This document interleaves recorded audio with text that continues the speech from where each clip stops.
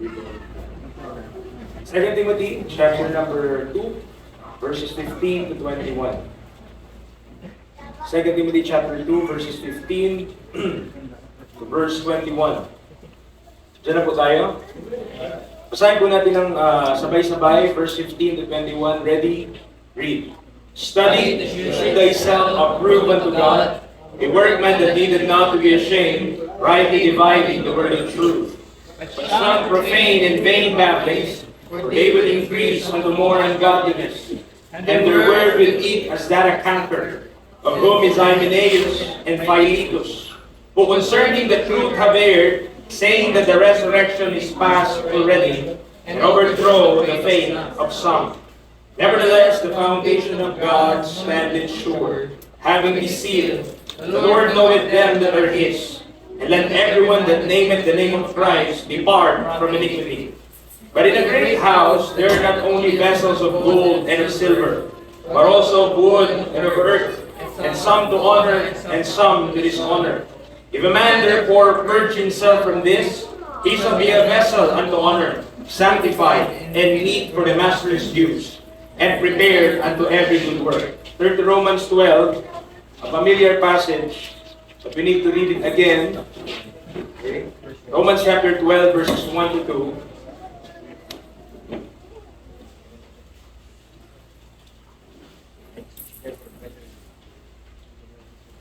Ready, read. I beseech you therefore, brethren, by the mercies of God, that you present your bodies a living sacrifice, wholly acceptable unto God, which is your reasonable service. And be not conformed to this world, but be transformed by the renewing of your mind, that ye may prove what is that good, acceptable, and perfect will of God. Tayo po ay manalangin. Dear God and Heavenly Father, thank you so much, Lord, for the life na binigay niyo po sa amin. Thank you for the opportunity again na kami po ay makapamuhay dito sa mundo na kayo po ang nag-allow para po nandito kami. Salamat sa salita mo na ito po ang revelation mo sa tao, that your will must be obeyed and your will must stand. Dalayan ko po, Panginoon, sa pangaral ng salita mo, na katotohanan mo po ang maitaas at malaman po ito ng inyong mga tagapakinig. Gamitin nyo nga po ang inyong lingkod upang ipakarating ang katotohanan at walang iba kundi yung truth niyo po, Panginoon, sa iyong salita. I pray for discernment. I pray for wisdom. I pray that the saints will understand. Give them understanding, Father, coming from the Holy Spirit that is within us sa mga saints. In Jesus' name we pray. Amen. And amen. We are on our fifth, panglima pong topic or study on sanctification. Okay, panlima na. Pinagdaanan po natin yung the call to sanctification. At doon nakita po natin that we are called, that every Christian, no, walang sino man na Kristiyano ang hindi po tinawag para maging mamuhay ng may kabanalan sa harapan ng Panginoon. Practically, sa buhay po na ito. And tinignan din natin the cause of sanctification. How that dahil doon sa change, dahil doon sa identity natin kay Kristo, that we are dead with Christ, crucified with Christ, dead with Christ, buried with Him, and rose again with Him by virtue of our baptism into Christ, the moment we believe the gospel, nung pinaniwalaan natin yung Ebanghelyo ni Kristo, that also makes us na meron pong new man sa atin, at dahil doon, our identity is no longer only the old man, but our identity is now the new man, which after God is created in righteousness and true holiness. And on our past two lessons, tinignan natin yung challengers, na merong mga lumalaban, na merong mga humahamon po sa sanctification. And we have looked into the 3 W's of the challenge to sanctification, which are the wiles of the wicked. May kita niyo po dyan, malaki-laki naman yan. The worldliness around us and the wretchedness of our old man. Yung influensya po noon, I explained in our lessons, I explained in our preachings, mga kaibigan, mga kapatid, it will not stop until we are on the grave or in heaven with the Lord. So hindi ihinto yung kaaway, yung diablo, the wicked one, the worldliness around us. It will constantly put pressure, it will constantly put influence over the saints. Kahit mga saved na tayo, there's still a tendency to live a worldly life. And the wretchedness of our old man, yes, I have discussed na ang bawat ligtas ay merong new man, but still meron pa rin old man in us. Nandiyan po tayo? At hindi nawawala yung old man. If you will feed the old man and you will make it alive, it will constantly win the battle at hindi mananalo yung new man sa atin. On our last lesson, nakita natin yung reason, yung profession, and yung action of a man who is ceasing from or given up on sanctification. Kung di niyo po naiintindihan yung pinag-aralan natin last week, kapag ikaw ay nag-decide na ayaw mo nang mamuhay ng may kabanalan, suko ka na. Yun yung mga bagay na nakita natin, may dahilan yon. Ano yung sinasabi ng bibig natin at ano yung ginagawa natin sa ating pamumuhay. It is evident by those three. The reason, the profession, and the actions of a man who is ceasing from or given up on sanctification. So these past two lessons have established the difficulty of living in sanctification, especially in today's modern world. Di po ba totoo yun? Kaya kung di nyo nasusundan, please i-highlight natin, nandito po ako. Yung dalawang lesson natin last time, in-establish po noon yung katotohanan, mga kaibigan, mga kapatid, na hindi po madali na mamuhay ng may kabanalan. It is not easy, it is very difficult. Okay? You're going against the world, you're going against the devil, and you're going against our flesh. Dami mong kalaban, dami mong kaaway. Yes, indeed, it is not easy to live a holy life. Okay? It is not easy to live a holy life, and Christians who have found the truth in Christ are attacked for attempting and believing in holy living for Christians. Kapag tinry mo, kapag nag-decide tayo, kapag ginusto natin, nagdesisyon tayo, Lord, gusto ko pong sundin yung salita mo. Gusto ko pong mamuhay na may kabanalan. Expect, mga kapatid, na may a-atake sa iyo for doing so. Because not everybody will be happy that you are obeying the will of God. Not everyone will be happy na sumusunod ka sa kalooban ng Diyos at pina-follow mo kung anong sinabi ng salita ng Diyos. Expect that there will be conflict. Expect na meron pong battle. Expect na meron pong fight. Yet our first two lessons have established the fact that not only sanctification is a calling, but it is the identity of our new nature within us to live in accordance to the will of God. Okay? So, kagustuhan po, merong part sa atin ngayon, dahil tayo ay saved na sa mga saved, na gustong mamuhay ng tama para sa Panginoon. At meron ding part sa iyo na gustong, na ayaw pala. Okay? May part na gusto at may part na ayaw. Yung part na gusto, yun yung new man na sinasabi ko po sa inyo. Yung part na ayaw, yun yung old man, yun yung dating ikaw. Yun yung dating ikaw na makasalanan, yun yung dating ikaw, kung sino tayo sa laman.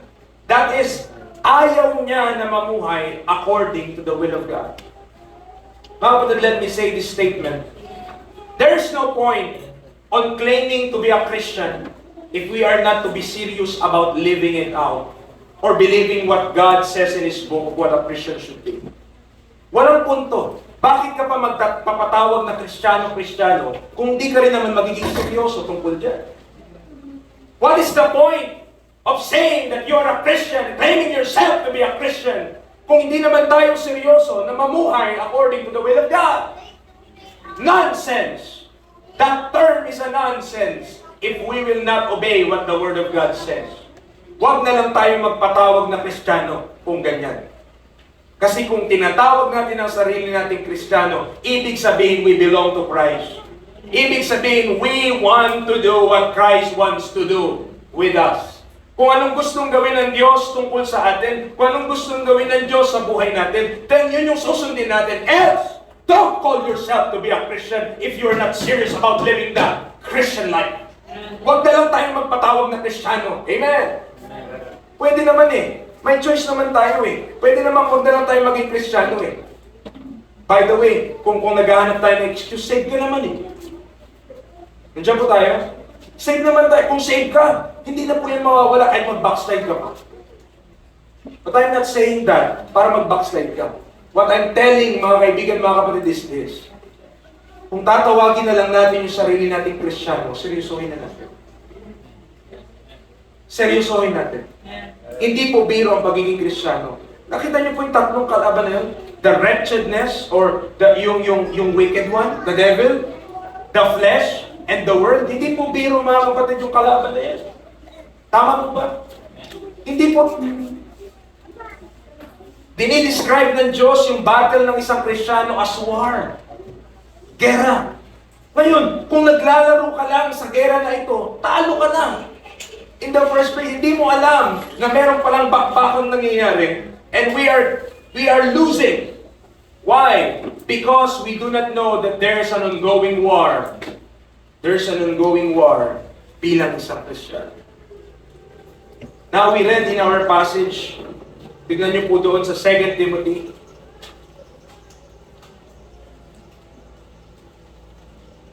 Sa 2 Timothy chapter 2, yung text po natin, 15 to 21.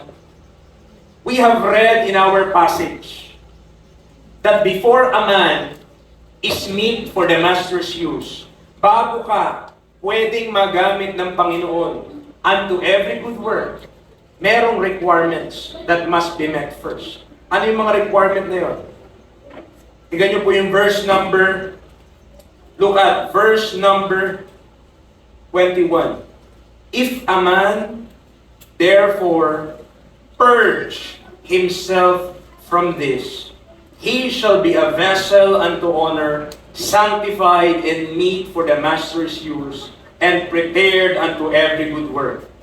May requirement. Ano yung requirement, preacher? Dapat i-purge muna niya yung sarili niya from this. Ano yung this na yun? What are these things? Eh sabi niya, kapag pinurge nung man, if a man purge himself from this, yung T-H-E-S-E na yan, saan tumutukoy yung this na yan?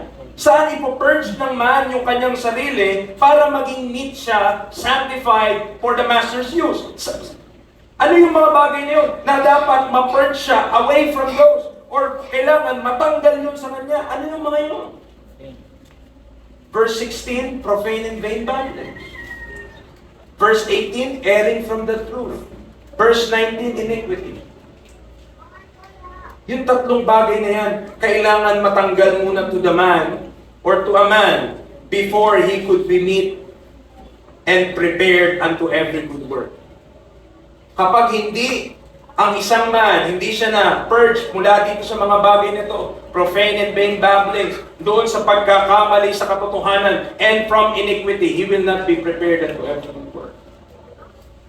I'm telling you mga kaibigan, mga kapatid, God is a loving God. Do you agree? But don't ever be mistaken, because God also is a righteous God. Yes, He is loving. Yes, He is merciful.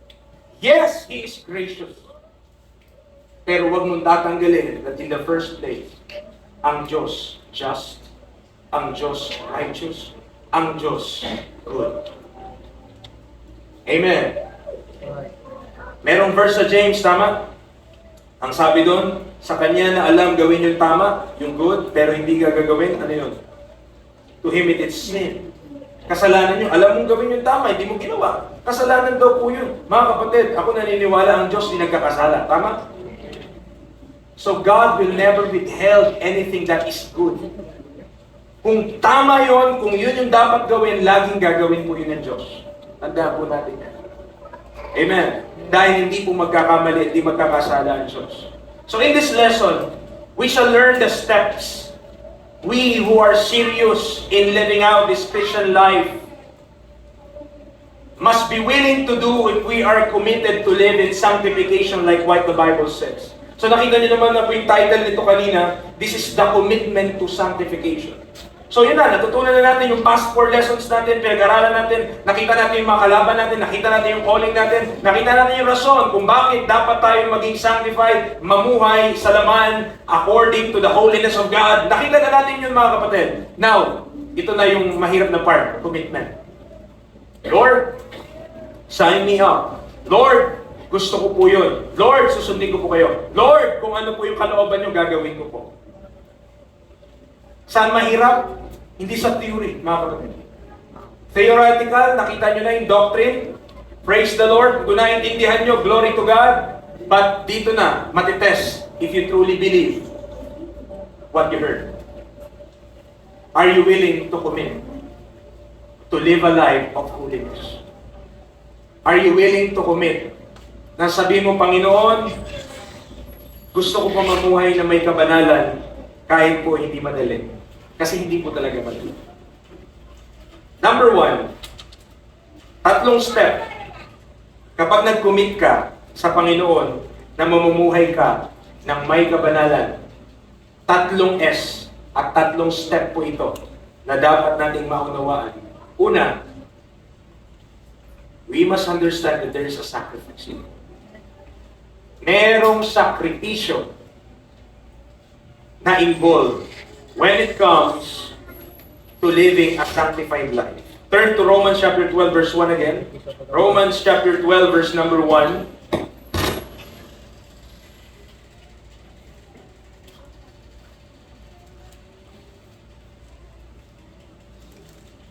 I beseech you therefore, brethren, by the mercies of God, that ye present your bodies a living sacrifice, holy, acceptable unto God, which is your reasonable service. Una mga kapatid, i-acknowledge muna natin kung saan po tayo kabilang, to whom we belong to. 1 Corinthians 6, talon tayo doon, 1 Corinthians chapter 6. Let me read to you in verses 19 to 20. And for the sake, no, nakikita nyo naman po yung ating write-up para nasusundan nyo dito. Sabi niya, verse 19, sa chapter 6 ng 1 Corinthians, what? Know ye not that your body is the temple of the Holy Ghost, which is in you, which ye have of God, and ye are not your own? For ye are bought with a price. Therefore glorify God in your body and in your spirit, which are God's. Now that we are saved, ngayon na tayo ligtas na, natubos tayo ng dugo ni Kristo, napatawad tayo sa pamamagitan ng ginawa ni Kristo doon sa krus ng Kalbaryo, ang sabi ng Biblia, kanino na tayo kabilang? Sabi ng Bible, ye are not your own. Tama po ba? I am not my own. Diba? Saan ako kabilang? To God's. Ang liwanag na sabi ng Bible in verse number 20 yung dulo, which are God's. Ano yun? Apostrophe S, possessive. Ibig sabihin, ano yung pinoposes ng Diyos? Your body and your spirit. Once na tayo ligtas na, if I'm saved, if you're saved, maliwanag ang sabi ng Biblia, sa Diyos na po tayo kabilang. So para saan na yung katawan na meron tayo ngayon? Para kanino na dapat yung katawan na meron tayo ngayon? Sa Diyos. Wala pong iba. To God. Now as believers, yung katawan po natin, nandito na po tayo, our bodies. Diba, natutunan po natin, our bodies could yield to our old man or new man. Pwedeng mag-yield yan, pwedeng sumunod yan sa dati niyang pagkatao o sa bagong pagkatao. It is very possible for a saved individual na mamuhay pa rin sa old man. Pwede yun. Now, in Romans 6:19, tignan niyo po, Romans chapter 6 verse 19, if you will recall, doon sa ating mga pinag-aralan, Romans chapter 6 verse number 19, look at, makita niyo po dito yung choice. Merong pagpili, merong kang choice. I speak after the manner of men, because of the infirmity of your flesh. For as ye have yielded your members, when we say members, body parts. Tama, pinag-aralan na natin last time. Okay? As ye have yielded your members servants to uncleanness and to iniquity unto iniquity, even so now yield your members servants to righteousness unto holiness. You see, may dalawang path. May dalawang master. May dalawang lugar or may dalawang power kung saan ka pwedeng magpa-under. Whether yung katawan natin, ipagamit natin sa karumihan, and to iniquity unto iniquity, or to righteousness unto holiness. Two ways. Pwedeng doon ka pa rin sa dati, pwedeng doon pa rin sa kasalanan, pwedeng doon pa rin sa pita ng laman, or pwedeng sa kalooban ng Diyos. Hindi pwedeng pagsabayin yun. Amen. It's either the one or the other. Kung i-yield natin yung ating mga miyembro, ating katawan mismo, parts natin, to uncleanness, we have a choice. Pero kung i-yield natin ngayon, because we are saying, in-explain ko po sa inyo ito, na ngayon tayo ligtas na, may abilidad po tayo, binigyan tayo ng new nature sa atin ng Diyos, para pwede natin piliin ang holy life instead of a sinful life. You have a choice. According to, binasa natin kanina, according to 1 Corinthians 6:19 to 20, ang ating mga katawan ay templo ng banal na Espiritu. Our bodies is the temple of the Holy Ghost. Kung templo yan ng Diyos, kung templo yan ng Holy Spirit, then dapat iniingatan din natin. At dapat, we see to it na ang ginagawa natin according to the will of God and hindi according to our own selfish desire and fleshly desire. Now, we are beseeched. Ibig sabihin, pinamamanhikan tayo, pinakikiusapan po tayo, nire-requestan tayo ni Apostle Paul doon sa Romans 12. We are beseeched, ano pong sabi doon? To present our bodies as a living sacrifice. Because it is our choice whether to present it to God or abuse it for our flesh. Choice mo po yun. Choice ko na po yun ngayon. Kung ipapagamit ko pa rin, ipapaabuso ko pa rin sa laman yung aking katawan, yung aking buhay, or ipepresenta ko na ito sa Diyos dahil yun naman yung command ng Diyos sa Biblia. Now, the two terms seem contradictory. Diyan po tayo. Nakasunod po. Parang contradictory. Anong contradictory picture? Living tapos sacrifice. When you talk about sacrifice, typically, it refers to something that is to be offered. Ibig sabihin, patay na. Tama. Kapag nag-sacrifice ka ng hayop, sa Old Testament, pinapatay yun. Diba? Deads na yun. Kaya ginigilitan, tapos pinapatagas yung dugo, sacrifice, susunugin. When you say living, of course, obvious naman, buhay. Ang command sa atin, present our bodies as a living sacrifice. Okay? Present our bodies as a living sacrifice. So parang kontra, Christian, ano pwede sabihin ito? But kontra, parang magkaiba sila. Paul has used the doctrine of our identification with Christ to echo this truth. Okay, basahin ko Romans 6:8 muna bago Galatians 2:20. Yung Galatians 2:20, familiar po kayo doon. Okay, mamaya. Romans 6:8, sabi niya, now if we be dead with Christ, we believe that we shall also live with Him. Nakita nyo? Dead, tapos live. Dead, tapos live. Galatians chapter 2:20. Alam ko po, familiar kayo iba sa inyo, siguro, like verse yung Galatians 2:20. Sabi ng Bible, I am crucified with Christ. Nevertheless, I live. Yet not I, but Christ liveth in me. And the life which I now live in the flesh, I live by the faith of the Son of God, who loved me and gave Himself for me. Nakita niyo po yung seemingly contradictory terms. On the other hand, you are dead. On the other hand, you are alive. Sabi nung kabila, patay ka. Sabi nung kabila, buhay ka. Preacher, ano bang totoo? Parehas totoo. Bakit parehas totoo? To live in sanctification, we have an obligation to die on ourselves. Mamatay tayo sa ating mga sarili. Dahil patay naman talaga tayo kay Kristo. We are dead with Christ, sabi ng Bible. Buried with Him, crucified with Him. But, we have an obligation also to live unto God. Nakita niyo po, parehas tayong ganun. Parehas yung dalawa na yun, sabay. Patay ka sa sarili mo, sa old man. Buhay ka sa Diyos, sa new man. You are dead to who you are before. And you are alive to to who you are now in Christ. Kala mo lang magkaiba yun. Kala mo lang kontra yun. Pero parehas totoo yun. Because bilang mga Kristiyano, kailangan talaga mamatay tayo sa ating sarili at maging buhay tayo sa Diyos. Dead to our old man and alive to our new nature. Amen. Tingnan mo, Colossians 3. Buksan ko po yung talata nito. Colossians 3, yan. Colossians chapter 3, verse 5 to 9.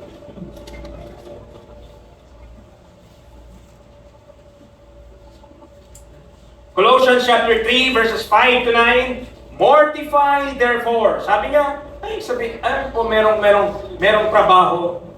Na ang trabaho, ang title ng trabaho ay mortician. Hindi electrician, hindi beautician, mortician. Talaga mo yung trabaho na yun, tumutukoy sa patay. Okay? Minsan, nagpaplano sila kung paano pagandahin yung patay. Kasi mortician yan. Mortify. O sabi ng Bible, verse 5, mortify therefore your members which are upon the earth. You need to kill. You need to kailangan patayin. Ano yun? I-remember that. Ano yun? Fornication, uncleanness, inordinate affection, evil concupiscence, and covetousness, which is idolatry, for which things sake, the wrath of God coming on the children of disobedience, in the which you also walked sometime when you live in them. But now, listen, dati, verse number 7, lumakad ka ron. Amen. Pero, sometime lang yun. Ibig sabihin, now that you are saved, now that you have a new nature, now na tayo ay na kay Kristo Jesus, anong dapat natin gawin? He also put off all this. Anger, wrath, malice, blasphemy, filthy communication out of your mouth. Lie not one to another, saying that you have put off the old man with his deeds. Nakita niyo po? Now that we are, sabi ng Romans 12, ipresenta mo yung iyong katawan bilang haing buhay. Bakit tinawag na sacrifice? Kasi may involved na death. Amen. And death saan? Sa old man. Death dun sa mga bagay na binasa natin sa Colossians 3. Mga kapatid, pag Kristiyano na tayo, hindi na dapat yan napapangalanan sa buhay natin. No longer. Amen. Kung yan man tayo dati, kung nakumit man natin yung mga kasalanan na yan dati, that is sometime. But now, He also put off all this. Kung ikaw ay saved na, hindi kalooban ng Diyos, that you're still living in the same kind of garbage. Amen. Kasi kung niligtas tayo ng Panginoon, hindi lang tayo na niligtas para lang masabi na papunta ka ng langit. Niligtas tayo ng Panginoon para ang buhay natin maging katulad dun sa Kanya. Amen. Now, tignan nyo, Colossians 3, doon pa rin, verse 12. On the other hand, ito naman yung pag sinabing alive unto God. Ano yung maging preacher? Okay, naintindihan namin. Dapat mamatay pala kami dun sa old man namin. Dapat mamatay pala kami dun sa dati namin pagkatao preacher. So, ngayon preacher, ang tanong namin, ito, paano naman kami makakapamuhay ngayon alive unto God? Ano yung mga example na, ano yung mga marks, ano yung mga bunga na makikita sa buhay namin, na masabi namin na namumuhay na kami according to the new man. Okay, verse 12. Put on therefore as the elect of God, holy and beloved. Nakita nyo, holy na? Beloved pa? Bowels of mercies. Okay? Kindness. Humbleness of mind. Meekness. Long-suffering. Forbearing one another. And forgiving one another. If any man have a quarrel against any, even as Christ forgave you, so also do ye. And above all these things, put on charity, which is the bond of perfectness, And let the peace of God rule in your hearts, to the which also ye are called in one body, and be ye thankful. Let the word of Christ dwell in you richly in all wisdom, teaching and admonishing one another in psalms and hymns and spiritual songs, singing with grace in your hearts to the Lord. And whatsoever you do in word or deed, do all in the name of the Lord Jesus, giving thanks to God and the Father by Him. At mababasa mo, kasama po doon yung verse 18 pababa. When you're living in your new man, kapag namumuhay ka according to the new man, itong mga bagay na ito, magagawa mo siya sa biyaya ng Panginoon. Amen. You will be kind. You will be meek. You will be long-suffering. You will be forbearing. You will be forgiving. Amen. Diyan po tayo. But you will also put off the sins of the flesh. Hindi ka na mamumuhay according to that. Diyan po tayo, mga kapatid. Now, it is a sacrifice because it involves the death of your flesh. But living because Christ liveth in us, who is our life. Tignan niyo Colossians 3:4. When Christ, who is our life, shall appear, then shall ye also appear with Him in glory. Sino daw yung buhay natin? Christ. Mga kapatid, everything na ating pinagdaraanan dito sa mundo, lahat ng ito, makakalimutan mo na yun sa eternity. All will be gone. Amen? Lahat ng mga nakaaway mo dito sa lupa, di mo na niisipin doon. Ang maganda doon, makakausap mo na yung mga kaaway mo doon kung safe siya. Pero kung di siya safe, at least di kayo magkasama. But if he's safe, then she is safe. Makakausap mo siya doon ng maayos. Amen. Diyan po tayo. Sacrifice na ituring kasi kailangan mamatay yung flesh mo eh. Pero living, kaya para yung term na yun, tama lang. Present your bodies as a living sacrifice. Pinagsama yung dalawang term na para magkaiba. Pero sacrifice kasi kailangan mamatay ka sa sarili mo, but living kasi kailangan mabuhay ka para sa Diyos. Christ is our life. Now, pangalawa po mga kapatid, na S, and steps. Kapag naging committed ka na, sabi mo, Lord, I want to obey. I want to obey you. Gusto ko mamuhay na tama. Gusto ko mabuhay na may kabanalan. Gusto ko mamuhay according to your will. Pangalawang responsibility mo is not just to sacrifice. But your second responsibility in letter S pa rin. You have a responsibility to study. I have a responsibility to study. Diyan po tayo. Diba, nabasa naman natin yung text. Study. Sa 2 Timothy 2, verse 15, to show thyself approved unto God, a workman that needed not to be ashamed, rightly dividing the word of truth. And in Romans chapter 12, verse 2, in addition doon, sasabi niya na ipresenta niyo yung mga katawan bilang haring buhay, banal at katanggap-tanggap sa Diyos. Verse number 2, and be not conformed to this world, but be ye transformed by the renewing of your mind, that ye may prove what is the good and acceptable and perfect will of God. Nakita niyo yung verse 2?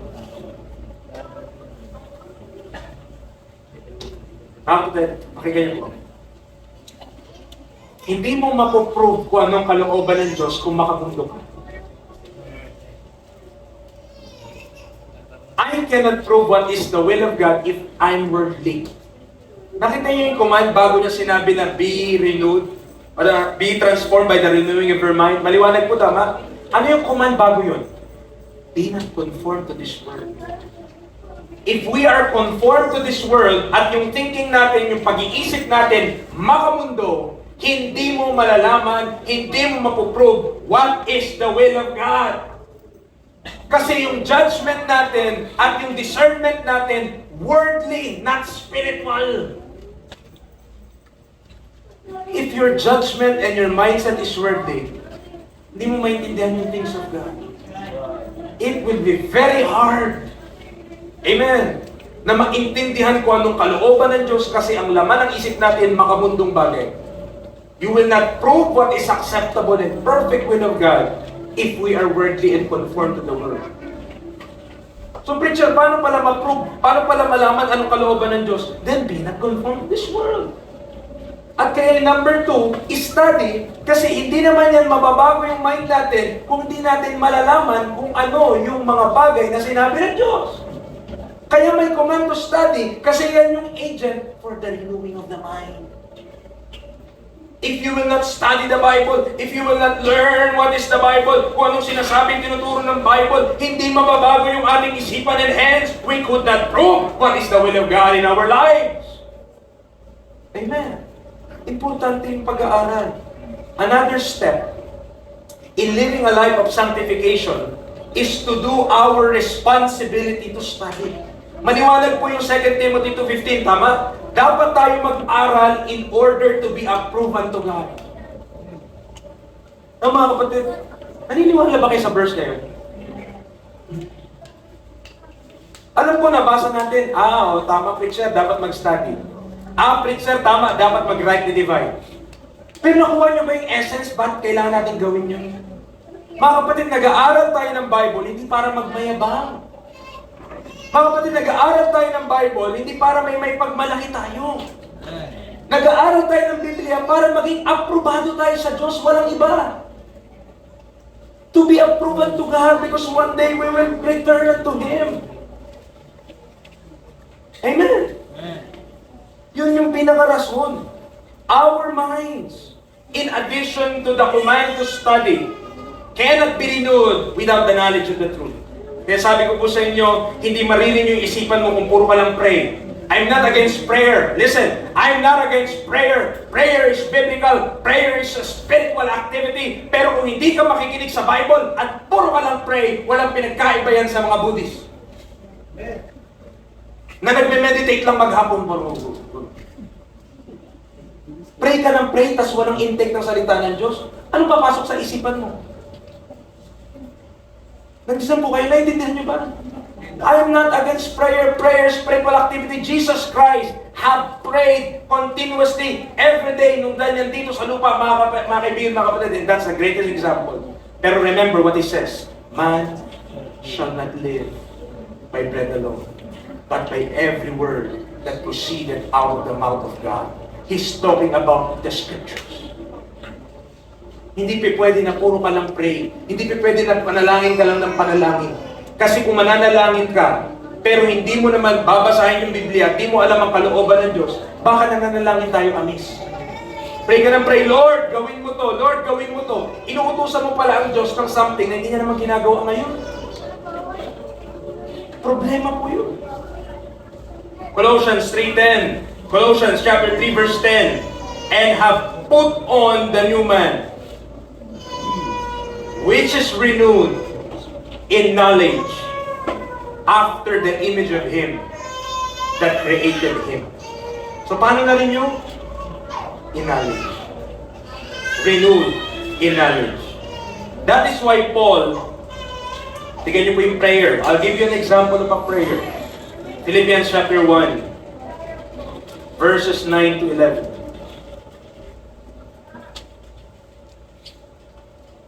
Ano po yung prayer kung anong pinag-pray ni Paul sa mga saints? Give you an example. Philippians 1, 9 to 11. Maliwanag, prayer ito. Anong sabi ni Paul? And this I pray, that your love may abound yet more and more. Saan daw mag-a-abound yung pag-ibig nila? In knowledge and in all judgment. That ye may approve. Diyan po kayo? Nasa Bible po kayo, binubuksan niyo ba yung King James Bible niyo? Nananalangin siya na mag-increase yung mga taga-Philippians o mga taga-Pilipos, yung pag-ibig nila, paano mag-i-increase yung pag-ibig nila in knowledge and in all judgment. That ye may approve things that are excellent. Nakita niyo po? Kapag nag-i-increase ka in knowledge of the truth, hindi knowledge to pump up your head. Pag nag-increase ka in knowledge and in all judgment, verse number 10, na-approve mo yung mga bagay na excellent. Ibig sabihin, yung mga decision making natin nagiging maayos na. Hindi puro sablay, mga kapatid. That ye may be sincere and without offense till the day of Christ. Being filled, listen, with the fruits of righteousness. Yan ang pinagpipray ni Paul. Na yung mga taga-Pilipos, mapuspos sila ng bunga ng katuwiran.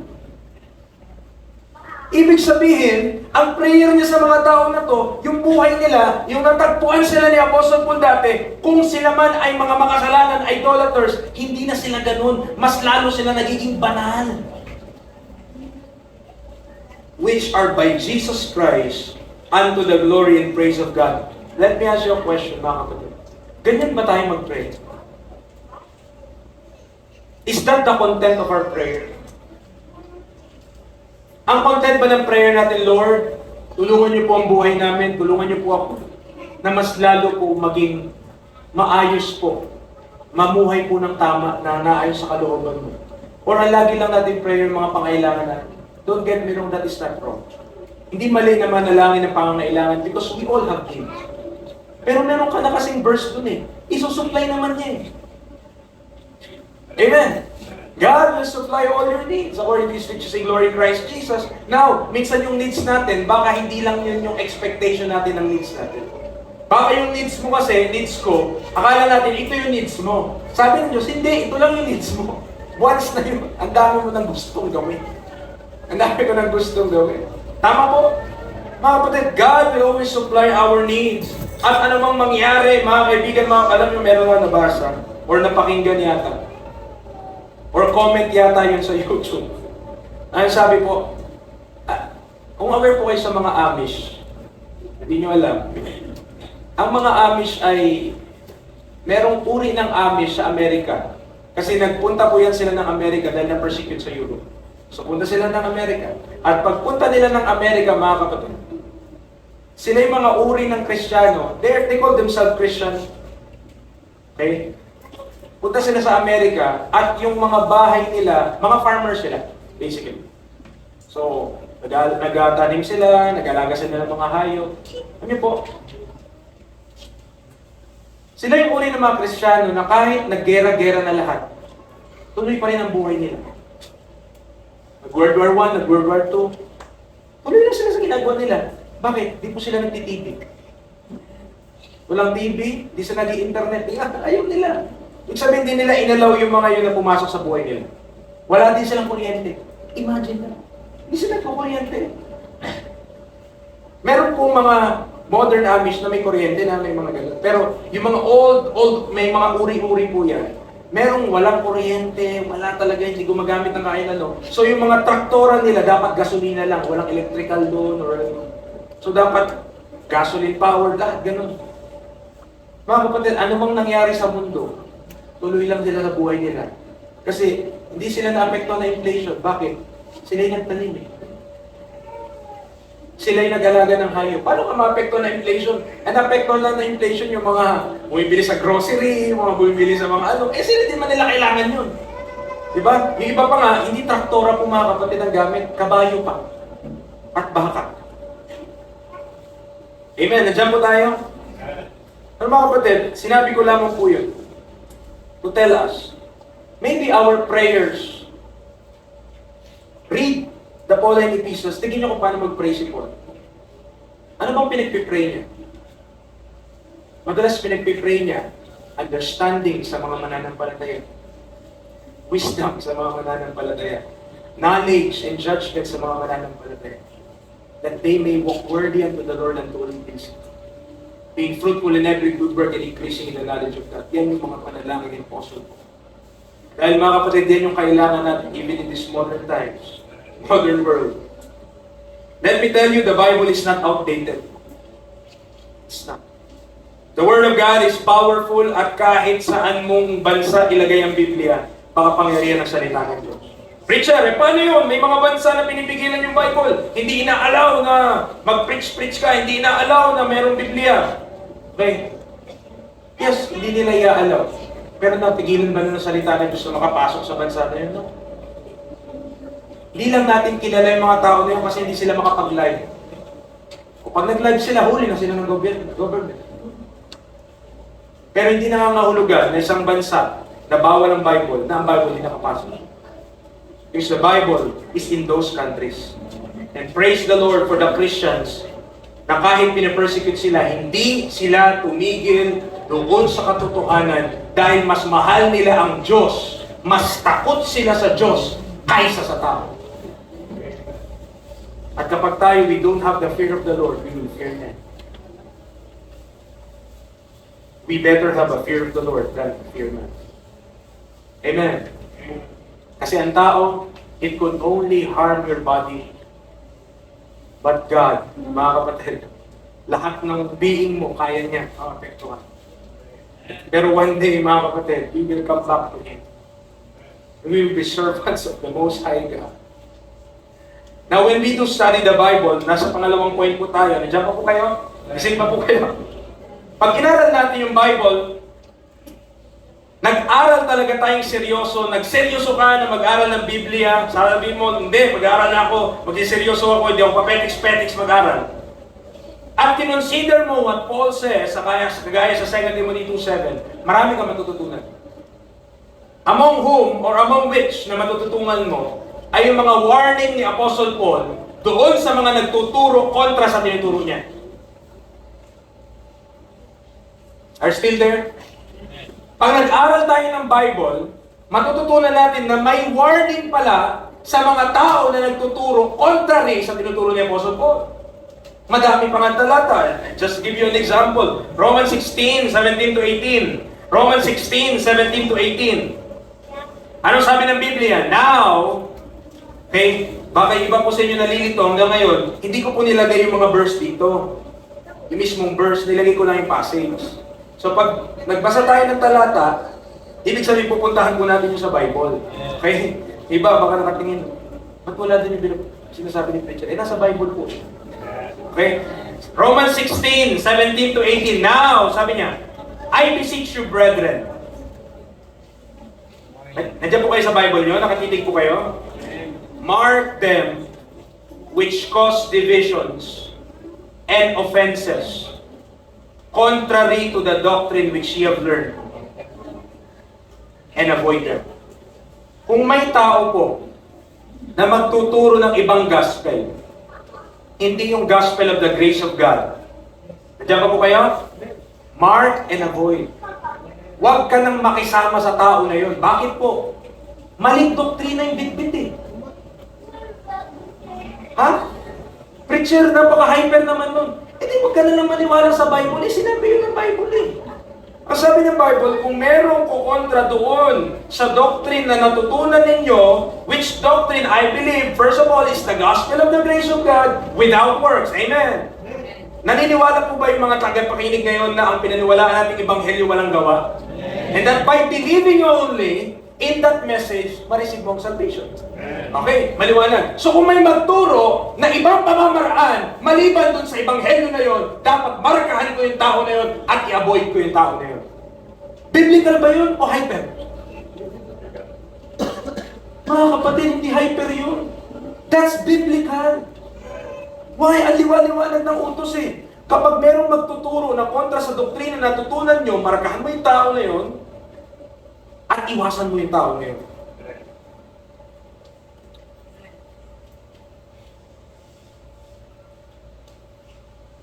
Bible po ba yun? Salita ng tao. Okay, na-realize yun. Preacher, ang hirap pala yan. Sabi ko nga po sa inyo, pag namuhay ka na nakaayon sa kalooban ng Diyos, hindi madali. May mga tao kang iiwasan. May mga tao kang hindi sasamahan. May mga tao kang dati mong ka-close, ngayon open na kayo. Hindi na kayo close. Okay? May mga tao ka that you agree to disagree. Because when you believe the truth of the Bible, not everybody will be happy with your belief. So, ano mangyari? Preacher, ito yung paniwala natin. Gospel without works. ito yung paniwala nila, may gawa daw, kailangan mag-pray, kailangan ganito-ganito. Okay, nasa sa kanila yun eh. Hindi mo naman sila i-correct, bakit? May sarili sila simbahan eh. Bala sila, walang paniwalaan nila. Pero kung ano natutunan mo, according to the Bible, dapat tayuan mo yun. So ano dapat mong gawin? Kaibiganin mo, lalo, para ikaw maapektuhan, or mark and avoid. Kagaya na sinabi ni Paul. Anong explanation niya? Verse 18. For they that are such, serve not our Lord Jesus Christ, but their own belly. And by good words and fair speeches, deceive the hearts of the simple. Ang liwanag, di ba? Sino daw pinaglilingkuran nila kung kontra yung doktrina nila sa natutunan? According sa tinuro ni Paul, hindi po nila pinaglilingkuran ng ating Panginoong Jesucristo. Ang kanilang pinaglilingkuran ay sarili nilang tiyan. Now tell me that is not in the Bible. Now tell me that is not the truth, according to the Word. I understand mga kapatid, kapag natutunan mo, kaya ini-explain ko po sa inyo eh. Una, sacrifice, di ba? So, nandun yung willingness na, Lord, papagamit ko po yung buhay ko sa inyo. Pangalawa, study.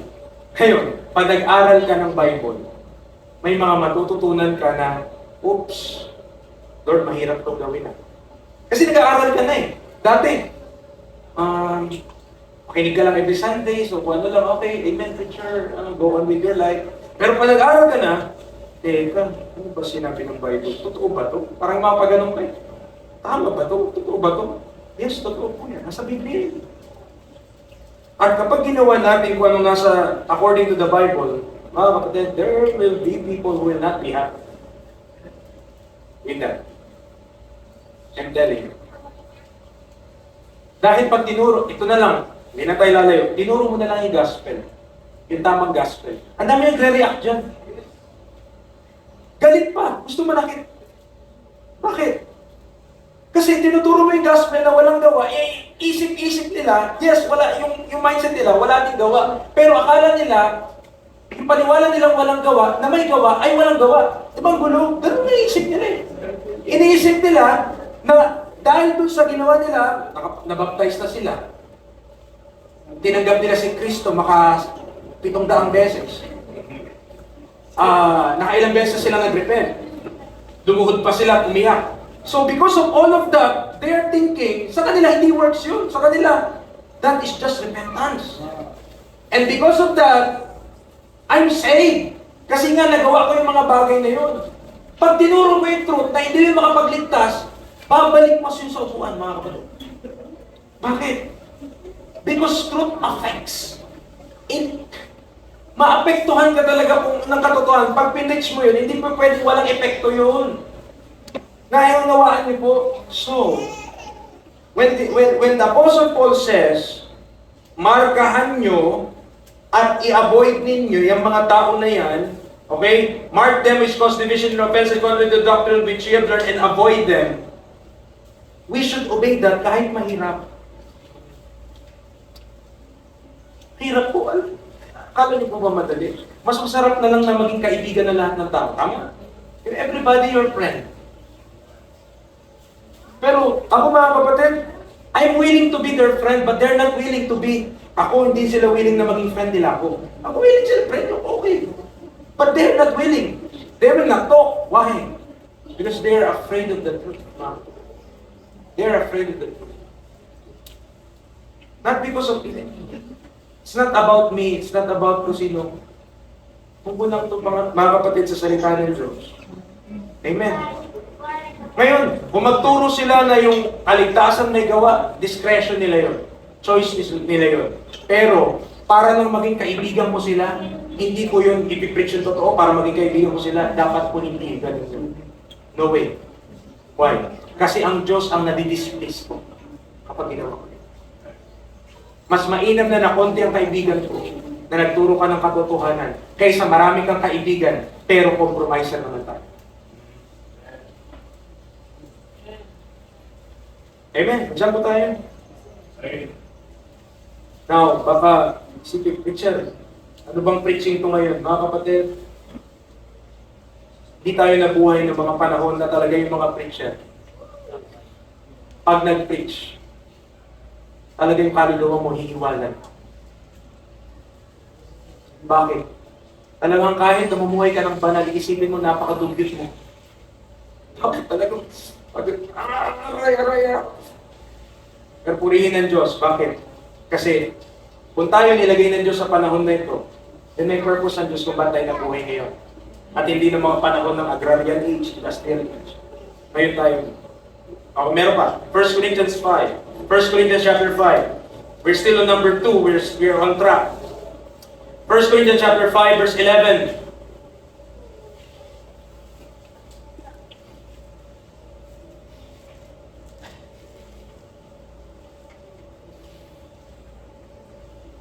But now, sabi niya, I have written unto you not to keep company.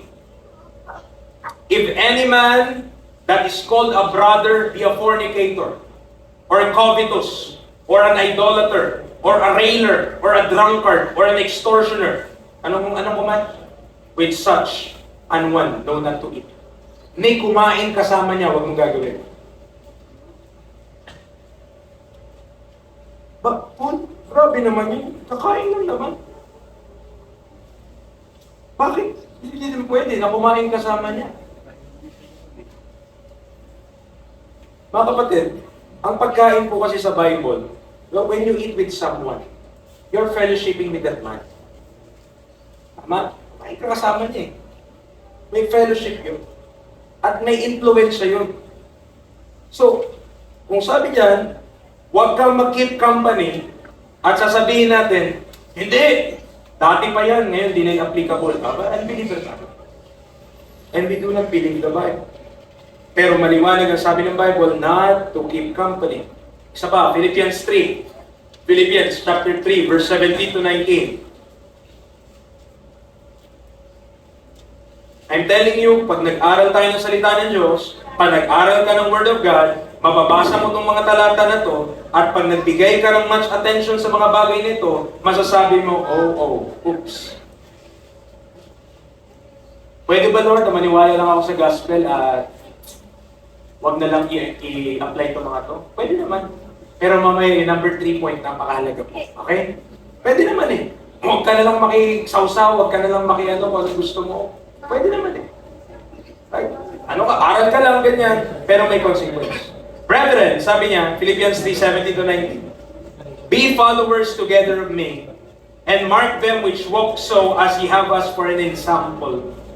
For many walk, of whom I have told you often, and I'll tell you even weeping, that they are the enemies of the cross of Christ, whose end is destruction, whose God is their belly, and whose glory is in their shame, who mind earthly things. Ano dapat gawin sa mga tao na yan? Verse 17. Mark them. And according to Romans 16, avoid them. Okay? Diyan po tayo. Such statements should not be taken lightly. Hindi dapat parang, nakalagay lang dyan yan. Seryosohin po natin yun. But should be obeyed faithfully by anyone who claims themselves a Christian. The Bible is God's revelation to man, and we should be serious in obeying what the Bible says. Else, we are wasting our time. Sinabi ng Biblia yun eh. Kapag sinabi pa ng Bible yun, dapat po, sundin po natin yun. Kahit po mahirap. Amen. Mga kapatid, hindi po madali. Ulitin ko po, I'm telling you, it's not easy. Uli ka, sanctified love in Christ. Sa laman ngayon. Sa buhay nito. Pero kung hindi pa rin mamumuhay, hindi mo rin gugustuhin yun, nagsasayang tayo ng panahon. Studying will shed light on what is a profane and vain babbling. Pag nag-aral ka, matututunan mo kung ano ang profane and vain babbling. Salita lang ng salita, walang katuturan, walang kwenta. Search nyo na lang kung ano yung sabihin ng babbling. Amen. It will teach us what is iniquity and why we should depart from it. It will highlight the importance of the truth, for if we believe in error, the result will be the overthrowing of one's faith. 2 Timothy 2:18. Kapart po yan ang binasa natin, ng passage natin. Sabi niya, who concerning the truth have erred, saying that the resurrection is past already and overthrow the faith of some. That is why, mga kapatid, when it comes to doctrine, when it comes to the truth, when it comes to error, hindi po natin yan tinitake lightly, siniseryoso po natin yan. Gusto natin, paniwalaan natin kung ano ang tama dahil ang maling doktrina maglilid sa maling pamumuhay. And when we live wrongly, we will not please God. Kaya dapat mag-study to show yourselves approved unto God. Amen. Are you still there? The scripture is profitable for doctrine, reproof, correction, and instruction in righteousness. It is such in order for the man of God to be perfect and truly furnished unto all good works. So ang dahilan pala ng Diyos kung bakit binigay niya yung scripture sa doktrina, sa reproof, sa correction, bakit ba yan dinagay ng Diyos na profitable sa mga bagay na yan? Para po mga kapatid, to all good works, maging perfect and truly furnished yung man of God, sabi ng talata, unto all good works. At di tayo nag-waste, di tayo nagsasayang ng panahon. The Bible is such a big book that requires immense reading and study before one can skillfully compare Scripture with Scriptures that will result to knowledge and understanding. Sinabi ko po yan mga kapatid kasi hindi po madali mag-aral ng Bible. It will take time, it will take hours. Amen. To prepare a sermon, to write a sermon like this, mga kapatid, mahina pong 3 oras. Because it is a labor to study the Word of God. Amen. Kasi pinag-uusapan natin dito buhay ng tao. Pag mali po yung doktrinang naturo ko sa inyo, maapektuhan yung buhay niyo. Mga kapatid, delikado yung maling doktrina, delikado po yan. Yan, it is also a spiritual book. Hindi lamang siya parang kailangan aralin mo, pakiraman mo. Pero spiritual book din po ito that can discern the thoughts and intents of God. While I am studying this lesson, habang pinag-aaralan ko po ito, also it speaks to me. Tinuturuan din ako ito at pinapakita din sa akin kung may yung mistake ko, yung pagkakamali ko, kung sino ako. It reveal, mga kapatid, because you cannot escape the Bible, you cannot escape the Word of God. Totoo yung sinasabi niya sa iyo at kahit ikaw pa yung masaktan na ikaw nag-preach, tatanggapin mo yung kasi katotohanan niyo. Mga kapatid, akala niyo po ba, pag-prepare, maring ganito, huwag nating isipin na kapag ang preacher nag-aral ng preaching, gusto niyang may masaktan. At gusto niyang may matamaan. Mga kapatid, lumalabas yun kasi yun yung katotohanan ng Biblia. Masakit talaga eh. Ako kung nasaktan, inadamay ko lang kayo eh. Ganun lang yun. Why? Because I'm the first one to be affected by the thing that I studied. Hindi mo pwede na divorce ako dun sa inaral ko. Sa akin, ako muna yung naapektuhan yan, ako muna yung nag-aral yan, ako muna yung natamaan yan. Then, nag-reflect ako, kinonsider ko, nagmuni-muni ako, mineditate ko po yan mga kapatid. And when I does those things, tinuruan ako ng Panginoon and now I'm sharing that to you. By the grace of God. That's the process. Hindi po, magawa si preacher, parang yan naman si preacher.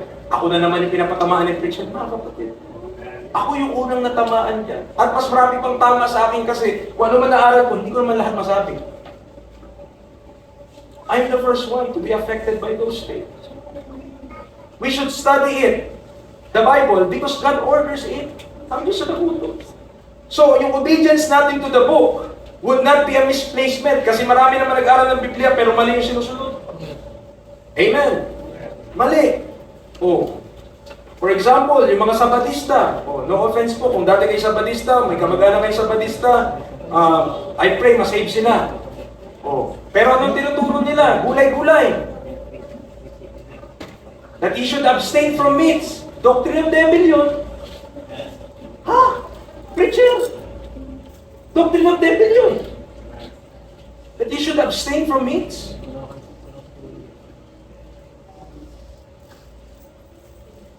Preacher, ibig sabihin, huwag natin, pabayaan lang natin, kain lang tayo ng kain. Hindi naman din yung tinuturo natin. Templo nga yung katawan natin ng Holy Ghost eh.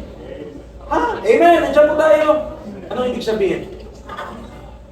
may maling doktrina na makaapekto sa buhay natin, that when it does, iisipin mo na masama yung kapatid mo dahil kumakain ng lechon.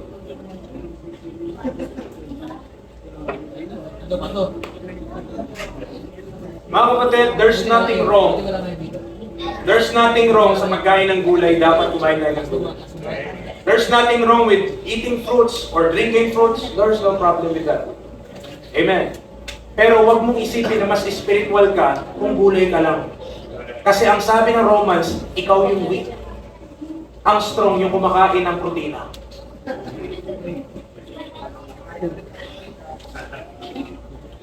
Well, amen. That's the Bible. There's nothing wrong. Now, may mga sakit-sakit, give or take. But, of course, kung tayo ay magugulay-gulay, hindi po yun masama. Huwag mo lang i-impose na kapag kumakain ng karne yung iba, sila ay diablo at ikaw ay anghel. Kami yung mga anghel, kami yung mga vegetarian. Kami yung mga kay Adan. Mga kapatid. That's the doctrine of the devil. If you will study, you will learn those things. Diyan po tayo. That is why we are instructed to also not to be conformed to this world, but be transformed by the renewing of the mind. If it is the world that has the most influence in us, and not the Word of God, we cannot prove what is that good, acceptable, and perfect will of God. Now, last step. If you are committed to live a sanctified life, if you are committed to live a holy life, if you are committed na ikaw ay mamuhay according to the will of God sa Bible, last point mga kapatid, is to suffer. Is to suffer. Not only to sacrifice, not only to study, but be willing to suffer. 2 Corinthians chapter 1, 2 Timothy pala, chapter 1, verse number 8, sabi niya, "Be not thou therefore ashamed of the testimony of our Lord, nor of me his prisoner, but be thou partaker of the afflictions of the gospel, according to the power of God." Nakita nyo? Kapag namuhay ka according to the gospel, merong afflictions. Verse number 11, tinawag siya to be a preacher, an apostle, and a teacher of the Gentiles. Verse 12, because of those things, dahil tinawag siya na maging preacher, apostle, and teacher of the Gentiles, verse 12, for the which cause I also suffer these things. Nevertheless, I am not ashamed. Bakit hindi kinakahiya ni Paul? For I know whom I have believed. And I'm persuaded that He is able to keep that which I have committed unto Him against that day. Now turn to verse 12 in chapter 2. Verse 12 in chapter 2. If we suffer, we shall also reign with Him. If we deny Him, He also will deny us. Una mga kapatid, sacrifice. Pag nakumit ka, gusto mo mamuhay para sa Panginoon according to the will of God, may sakripisyo tayong dapat gawin. Ama, yung katawan natin para sa Panginoon, di na para sa naman. Pangalawa, study. Di madali mag-aral, pero matututunan mo anong kalooban ng Diyos. Marirenew yung mind mo. Ano ba dapat yung dapat kong gawin bilang isang Kristiyano? Matututunan mo doon. And when you constantly learn and constantly sacrifice, at in-apply mo na yung mga natututunan mo, apply. Lord, obey ako. Expect na yung number 3. There's sufferings. Expect na kapag tumayo ka sa truth, nag-preach ka ng tamang gospel, nag-preach ka ng sound doctrine, nag-preach ka according to the Word of God, rightly divided, you will suffer. Preacher, ba't nakangiti ka pa na may suffering? Kasi may verse naman tayo sa Romans eh. The sufferings of this present time are not worthy to be compared with the glory that shall be revealed in us. You already presented your body bilang haing buhay sa Panginoon. Nag-aral ka na ng Bible, rightly divided. However, I must warn you, when you have known the truth and believed the truth, merong mga suffering na kabilang doon. Ano ibig sabihin mo, preacher? Paul urges Timothy to be a partaker of the affliction of the gospel, according to the power of God. His appointment as a preacher, apostle, and teacher of the Gentiles causes suffering. Nevertheless, hindi niya yung kinakahiya. He confesses that all of Asia, tingnan niyo po, 2 Timothy 1:15, 2 Timothy 1:15, this thou knowest, that all they which are in Asia be turned away from me, of whom are Phygelus and Hermogenes. Nakita niyo po, may mga tumalikod kay Apostle Paul. Tinalikuran siya. Pero, ang Diyos ang nagpalakas sa kanya. The Lord is with him. Amen. When we rightly follow Paul's example, which he clearly say we should, dapat natin siya. Siya lang po ang nagsabi na follow me, ha? Yan yun. 1 Corinthians 11:1, siya lang nagsabi niya. 1 Corinthians 11:1, ano sabi niya? Be ye followers of me, even as I also am of Christ. Siya dapat yung i-follow mo. Iba, ina-apply yan sa sarili nila. O, follow nyo ako, ha? Even as I also am of Christ. Practically speaking, yes. Pero kung hindi ka susunod kay Apostle Paul, we should not follow you. You should not follow me if I'm not walking the steps of the Apostle Paul, kasi po siya pa yung pattern ng body of Christ. Siya yung pattern that we should be followed, and siya yung pattern which should be obeyed. Amen. Men who are otherwise minded will not walk according to this pattern. Bakit? Because they might hurt you. They might hurt you. Paul is teaching that if Timothy suffer, he will reign with Christ. But if we deny Christ, he will deny us. Mga kapatid, sa langit po, hindi lang po tayo kakanta doon. Diyan po tayo. If you think heaven is just a choir, we are mistaken. Heaven is a kingdom. May heavenly kingdom doon, the kingdom of God. It involves heaven and earth. Tama? Yung scope, sphere of the kingdom of God. Kaharian po yun. At sa kaharian may hari. Tama?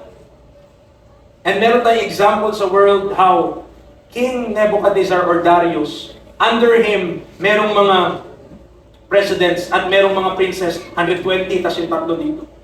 Ano sinasabi yung preacher? In eternity, mga kapatid, kapag di tayo nag-suffer ngayon, according to the truth, hindi ka nag-suffer according to the truth, you will not reign with Christ. I-deny ka niya. Hindi ibig sabihin, hindi ka saved, but you will be denied reign. Amen. You will be denied yung responsibility or yung opportunity na dun mag-serve sa capacity na yon.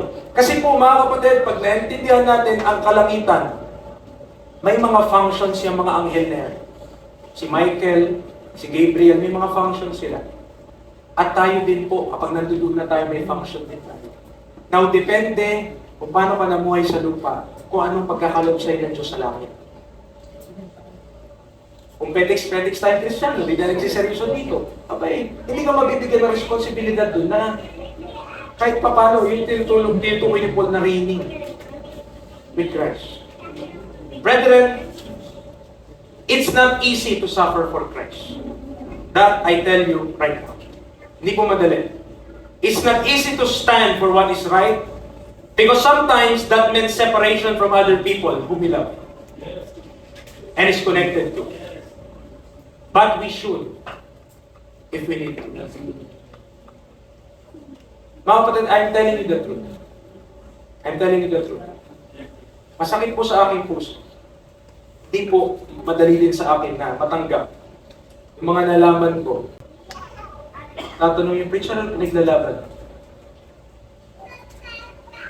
Just the truth, mga kapatid. Yes.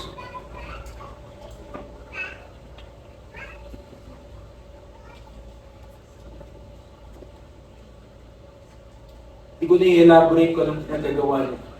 But that should be enough for all of you to know who to mark and avoid.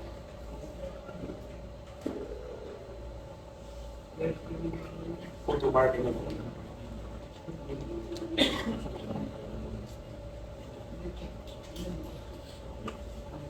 Mahal ko yung tao na yun. Don't get me wrong, hindi ako galit sa kanya na parang personal, no. Pero in order to protect the flock, in order to protect the body of Christ, dahil hindi lang po isa, mga kapatid, hindi lang po dalawa, hindi lang po tatlo, utang na loob. Iba't ibang simbahan pa.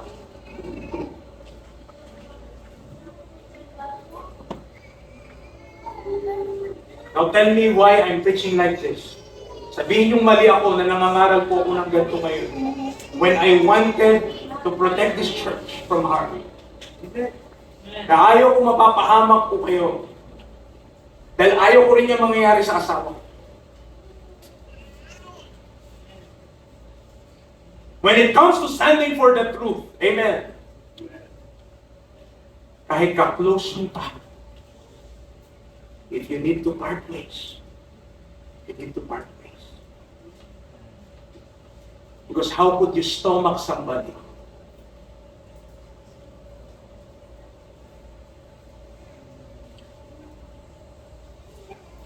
na nagkukos ng trauma sa buhay ng ibang tao?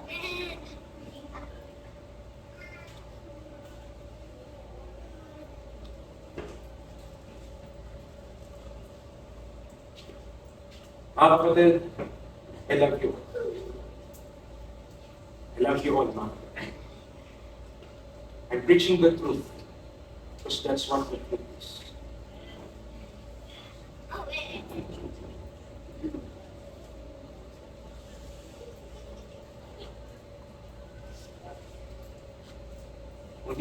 Kung di ko po ito ipipreach sa inyo, I don't know. Who will be bold enough to tell you the truth? Yung magsasabi sa inyo ng katotohanan at hindi mga kasinungalingan, mga. But I'm telling you the truth because I love you. Di po madali yung matanggap. Pero ngayon, naka-off na naman yung account niya, yan na naman. Daming mga friends. Some of you, friends lang. Bakit? Parang may, ba? Kala natin, hindi. Ano lang yun? Ganyan. Hindi mababaw yun. Napakalalim. Napakalalim.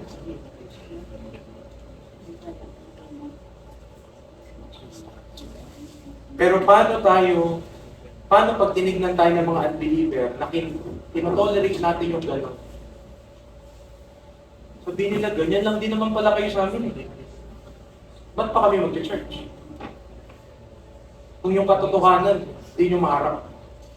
Kung yung katotohanan, hindi nyo matayuan. Hindi po ba, mga kapatid?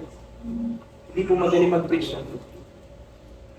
There is suffering involved in this business, in this job. Pero sinasabi ko po sa inyo ito, dahil mahal ko na. At least, sasabi ko sa inyo yung katotohanan. May mga taong delikado. And if you will not stand for what is true, you will be victimized by those people. Diyan po tayo. Kaya young ladies, I'm telling you, huwag kayo makikichat-chat sa kayo. Kahit po kayong may mga asawa na, stick to your husband. Love your husband. Amen. Kahit yung mukha niya, hindi mo naman talagang na kumababago sa mukha mo. Love that husband. Amen. There is suffering. May the Lord grant to each and every one of us understanding and reckoning that the suffering of this present time are not worthy to be compared with the glory that shall be revealed in it. It is not without grief and of great disappointment that other men of God who were with us before are not walking with us today. Di ba tali yun? Nakakalungkot yun. Pero pag tumayo ka nga sa truth, hindi ka naman na-exempted sa pagkakamali. When you stand for what is right, kahit pa kaibigan mo yun, kailangan mong gawin yung tama sa sitwasyon. It is because they have not walked according to the truth and in faith. It is sad, but it will be more if the leaven is not taken out. Malungkot, pero kung hindi mo sila aalisin, marami pa silang matutukin. There is an eternity who will sort all of these things. Sabi tayo, kung nalulungkot kayo, sa langit nga, solved na lahat.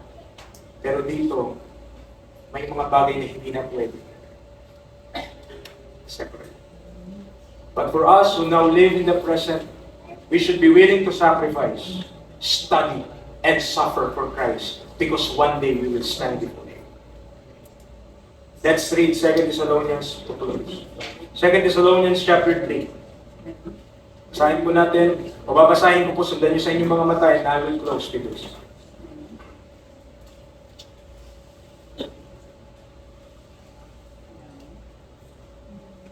Finally, brethren, pray for us, that the word of the Lord may have free course, and be glorified even as it is with you. And that we may be delivered from unreasonable and wicked men, for all men have not faith. But the Lord is faithful, who shall establish you and keep you from evil. And we have confidence in the Lord touching you, that ye both do and will do the things which we command you. And the Lord direct your hearts into the love of God and into the patient waiting for Christ. Now we command you, brethren, in the name of our Lord Jesus Christ, that ye withdraw yourself from every brother that walketh disorderly, and not after the tradition which ye received of us. For yourselves know how ye ought to follow us. For we behaved not ourselves disorderly among you, neither did we eat any man's bread for naught, but wrought with labor, and travail night and day, that we may not be chargeable to any of you. Not because we have not power, but to make ourselves an example unto you to follow us. For even when we were with you, this we commanded you, that if any would not work, neither should he do.